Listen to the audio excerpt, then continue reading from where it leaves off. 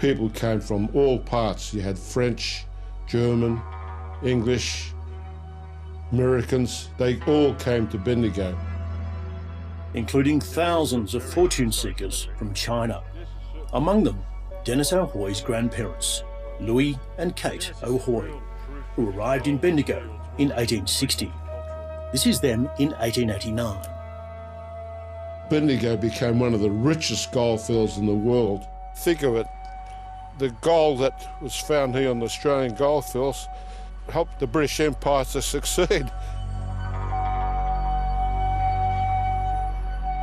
The question is, why did my grandfather and grandmother come here in 1860? It was quite easy. They came to make their fortune. Bendigo, incidentally, the name is Dai Gum San. Translated means Big Gold Mountain. And Australia, to the Chinese, was called Sungim San, New Gold Mountain, as opposed to Old Gold Mountain of California. Quarter of the population in Bendigo was Chinese born during that gold rush period, and in a lot of goldfields, sometimes that proportion was much higher.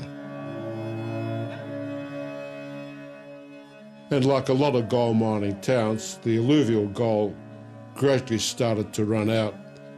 And then, of course, you had the development like people like George Lancel, one of the richest men in the world, involved with deep shaft mining.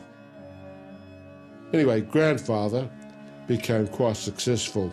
He started many shops in Sandhurst, and gradually he had butcher shops, grocer shops, pig farms and market garden.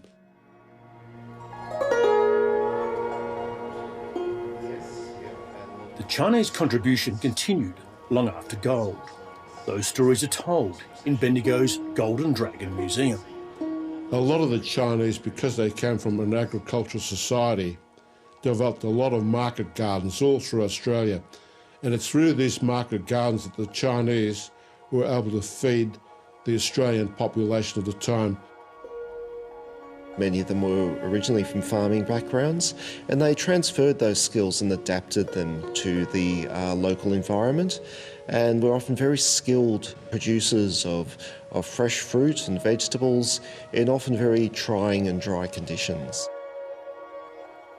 And countless other trades, everything from rural labourers to merchants, even Chinese herbalists. But some of the egalitarian ideals enshrined after Eureka faded with the decades. The White Australia policy, for example. In 1901, with the Federation of Australia, the Immigration Restrictive Act was brought in. That is, Chinese were there forbidden to come to Australia. And actually this affected my mother.